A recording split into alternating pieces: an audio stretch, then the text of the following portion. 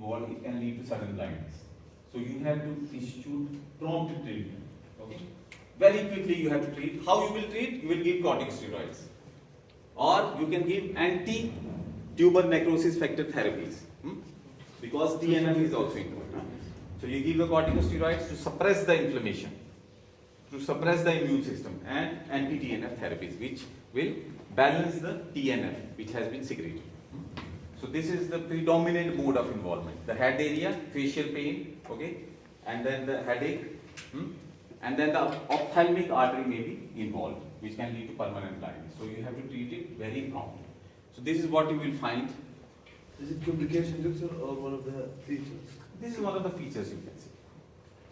Basically, when this one? Yes, blindness. Yeah, ophthalmic artery, when it is involved, first of all, it will lead to visual field defects.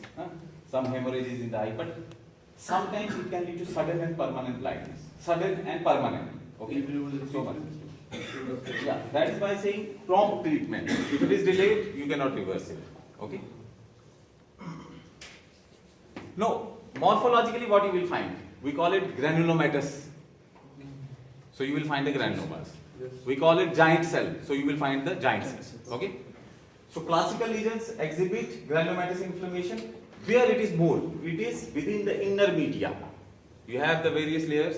What are the layers? Intima, media, adventitia. Intima, media and adventitia. So inner side, this is media, inner side of the media. Towards the intima there is inflammation on the inner half. And this inner media inflammation damages the internal elastic lamina. You know internal elastic lamina? Yes. It separates the intima from the media. media. So it is also damaged because there is inflammation there. And there will be fragmentation. And what you will find, mostly you will find the chronic inflammatory cells like lymphocytes and macrophages. And you can find the giant cells, multinuclear giant cells. But in 25%, again the problem arises. You will not find the granulomas, you will not find the giant cells. In 25% of the cases. So it will show a non-specific pan-arteritis. Pan-arteritis. The whole artery is involved, but there is acute inflammation, there is chronic inflammation. But granulomas are not. There are no giant cells. So then how you will diagnose it? Because it is involving, clinically you will see it is involving the superficial temporal and the big arteries supplying the head area. So this is how you can. So 25% cases you will not find the granulomas and the giant cells. How the healing occurs? Healing occurs whenever there is inflammation, the healing occurs by fibrosis.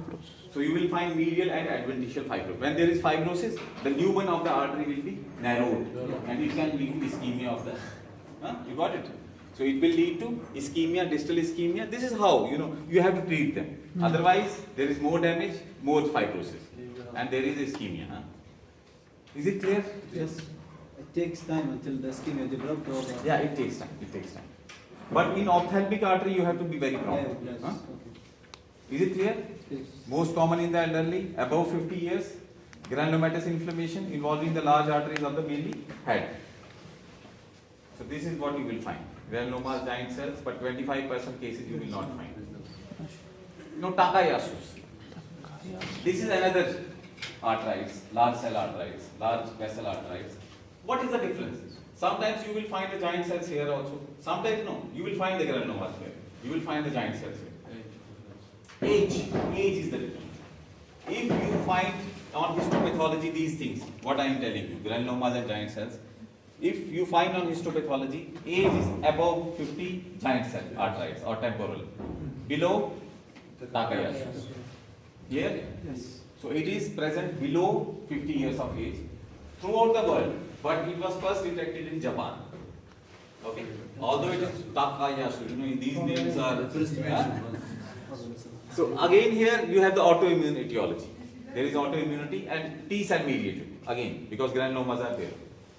So this is also a granulomatous vasculitis of the medium and the large arteries characterized principally by ocular disturbances. So here also ocular disturbances are there, like the giant cell. But one important thing, there is marked weakening of the pulses in the upper limb. So if you see, there will be weak pulse. You will be barely able to feel it. So weakening of the pulses of the upper limb. So that is why it is also known as pulseless disease. Sometimes the doctor is not able to feel the pulse. So it is known as pulseless disease. So what is the other name of Takayasu? Pulseless disease.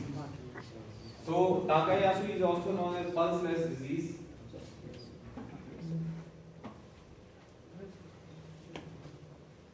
Sleep at home. Why you are coming here? It is not interesting. No, it is. Doctor, how can I differentiate between pulse disease and the main problem of pulse from the cardiac, from the heart? Sometimes we think about the heart. Then you have to investigate. The only thing is the investigation. You will do the investigation and you will reach a diagnosis because of it. Huh?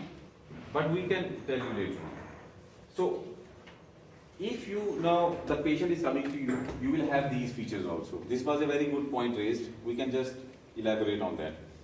There will be reduced upper extremity BP. Blood pressure is reduced in the upper extremes, but lower it is fine. You got it? Lower limbs it is fine. Upper limbs it is reduced. Neurological deficits you will find because it is involving. Then ocular disturbances with the eye. You can find visual field defects, retinal hemorrhages, and even the blindness. Then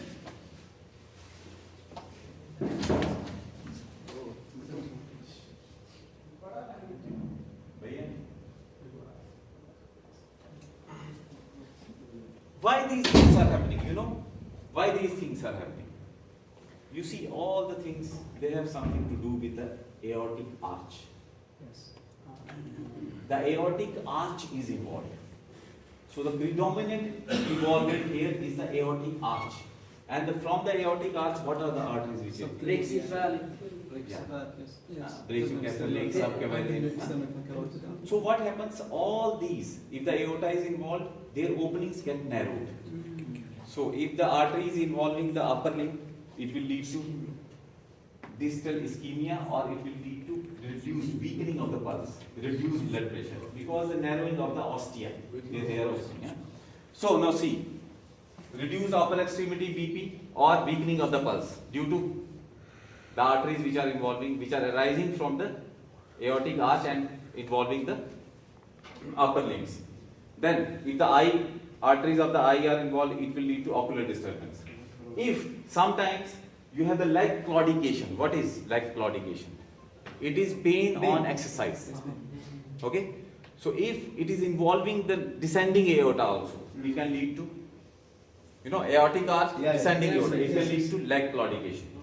If it is involving the pulmonary arteries, it will lead to pulmonary hypertension. Or descending aorta, systemic hypertension, renal arteries are involved. Depending upon the arteries, it will lead to the signs and symptoms. If the coronary, coronary arteries, where from they arise? Coronary arteries. You got it? It also arises from the aorta. So if the part of the aorta from where the coronary arteries are arising, it gets narrowed. So what will happen? Again, myocardial infarction, ischemia. Ischemia of the heart, it can lead to. So Takayasu is very, very important because it is involving the arch of the aorta. Yes. So all the vessels which are arising from the arch of the aorta, if they are involved, it will lead to these signs and symptoms. So there is other difference than age. Yeah. The other difference is involvement. Aorta can be involved in that also, but it is involving predominantly the arch of the aorta. So you will have the signs and symptoms referable because of that. How can it lead to hypertension, doctor? Hypertension, it is involving the aorta. No? Involvement of the aorta ultimately will lead to fibrosis. When the fibrosis is there, so blood pressure will increase. And here there is the reduced blood pressure. Yeah. Again, the vessels which are arising from the arch of the aorta, they get narrowed. If they get narrowed too much, so the blood will not be flowing much to the upper limb. So there will be weakening of the pulses. There is too much narrowing of these vessels, the places from where they are arising. That is why these things happen. So these are the signs and symptoms. And what is the morphology? Mostly it involves the aorta, particularly the aortic arch and the great vessels which are arising from it.